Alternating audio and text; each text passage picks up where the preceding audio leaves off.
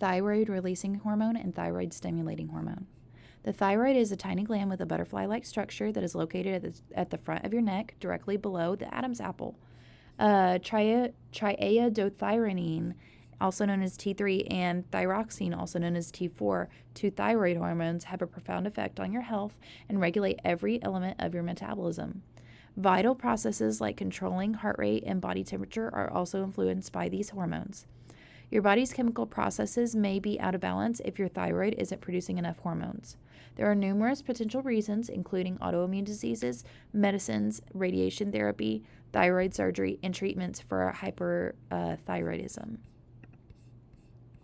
A little bit of background information. The hormone known as thyroid hormone regulates your body's metabolism, or how your body turns the food you eat into energy.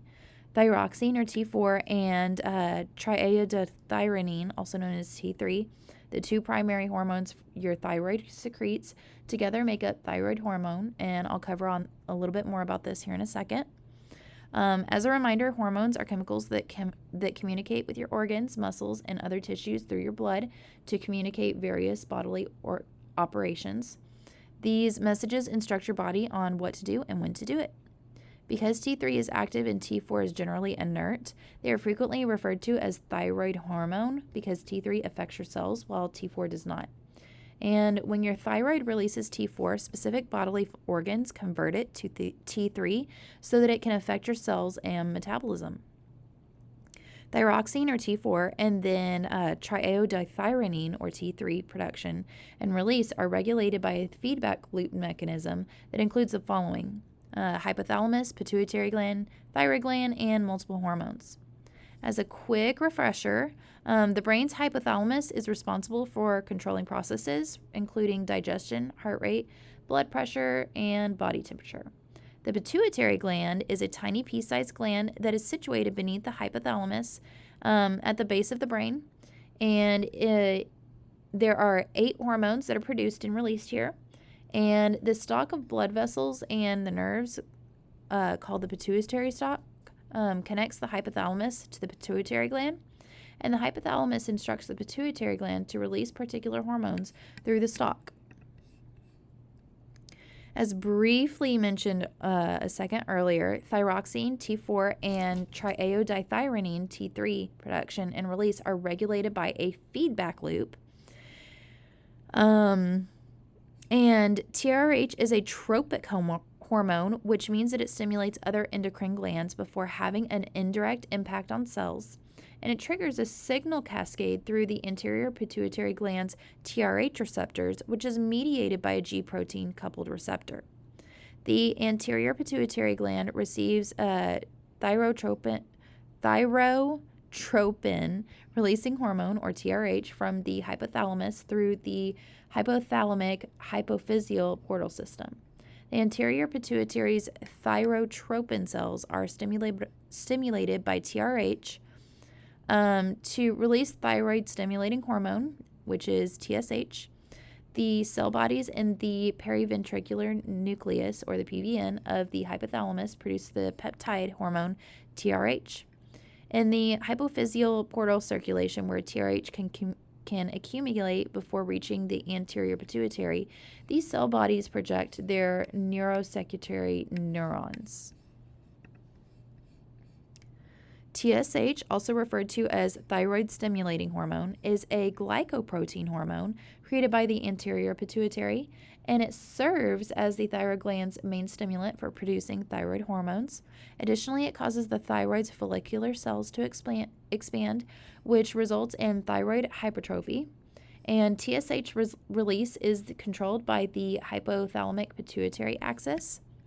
Thyroid releasing hormone, or TRH, is specifically released by the neurons in the hypothalamus, which stimulates the anterior pituitary thyrotropes to secrete TSH. And TSH then encourages the thyroid follicular cells to release T3 or T4 thyroid hormones. The thyroid hormone's active metabolite, triiodothyronine, or T3. And the majority of T3 comes from the peripheral conversion of T4 and T3, even though it makes up just 20% of the hormone that's produced. And over 80% of the hormone secreted is tetradiothyronine, which is also referred to as thyroxine or T4. It deionates and then it produces T3 when it releases into the bloodstream.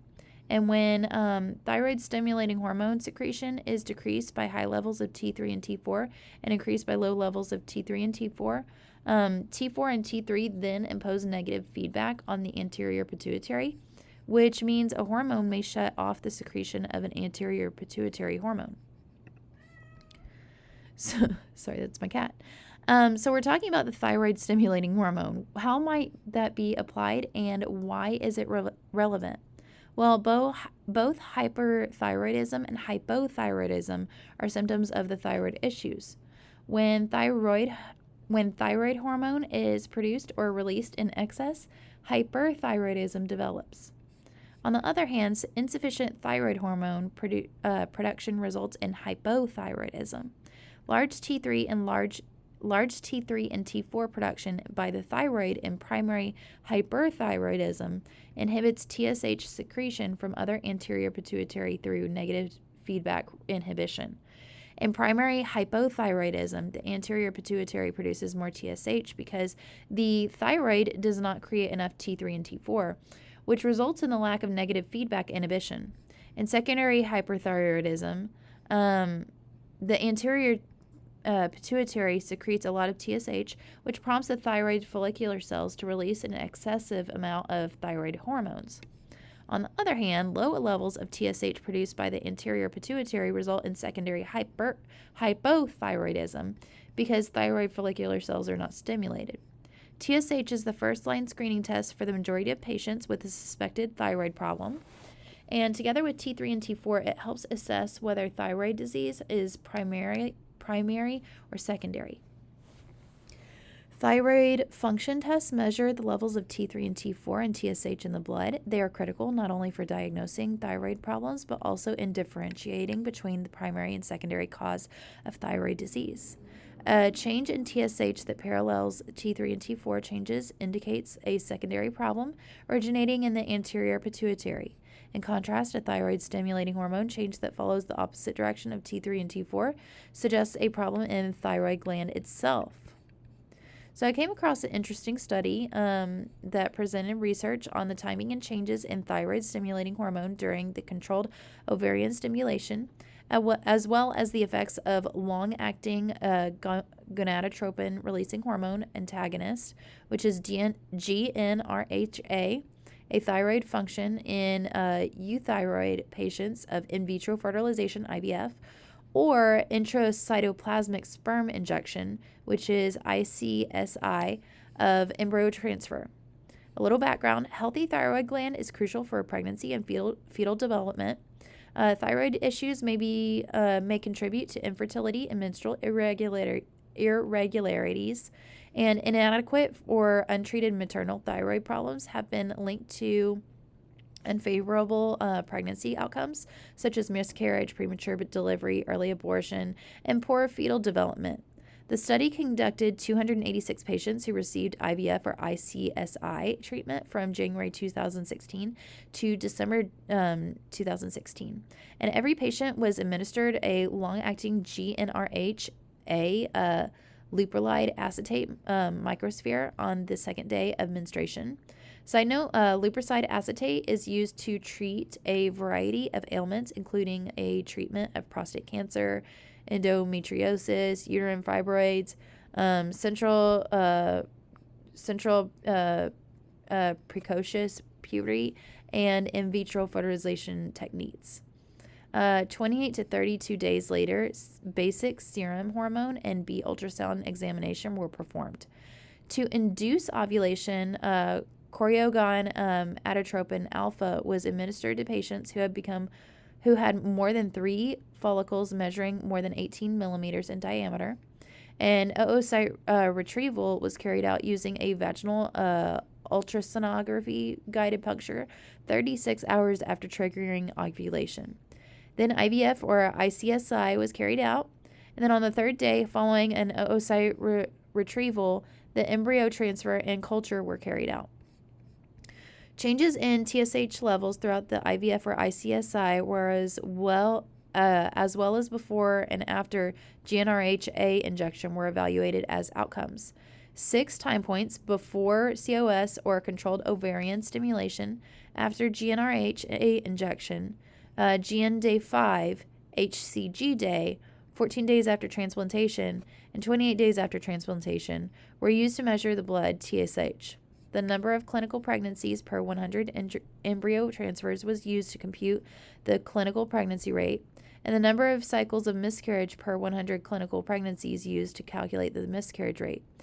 TSH, FT3, FT4, and TPOAB levels in the patient's serum were also assessed. Thyroid stimulating hormone, or TSH, fluctuates over time in all patients undergoing controlled ovarian stimulation, COS. The geometric mean values were displayed with standard error bars in time intervals. So for 1, it's the baseline conditions before injection of the gonadotropin-releasing hormone antagonist, or GnRHA. For 2, right here, that is the post-injection conditions prior to stimulation. In 3, right here, that is going to be 5 days following the start of stimulation. 4 is going to be at the time of human chorionic gonadotropin is administered. 5 is going to be 2 weeks. And then at 6, 4 weeks following the embryo transfer. And then a total of 207 patients fulfilled all the requirements and were eventually included for the last analysis. They were divided into Group A, which is the bottom group right here, with 137 patients, and Group B, which is the top group right here, with 70 patients based on the basal TSH level. There was no significant difference between the two groups in age and year of infertility. And BMI, basal FSH level were no different. Basal LH level was no different. Basal E2 level and basal polyp follicular number was not any different either. During controlled ovarian stimulation, COS, groups A and B's levels of the thyroid stimulating hormone fluctuate over time, and TSH levels are A, 2.5 milliliters a unit per liter, and B, 4.5 milliliters a unit per liter. TSH at 2.5 milliliters a unit per liter. The geometric mean values were displayed with standard error bars. 1, right here, baseline condition before injection of the gonadotropin-releasing hormone antagonist, or GnRHA. 2, again, the following injection of GnRHA before stimulation. 3 is going to be 5 days following the start of stimulation. 4 is at the time of human chorionic gonadotropin was administered.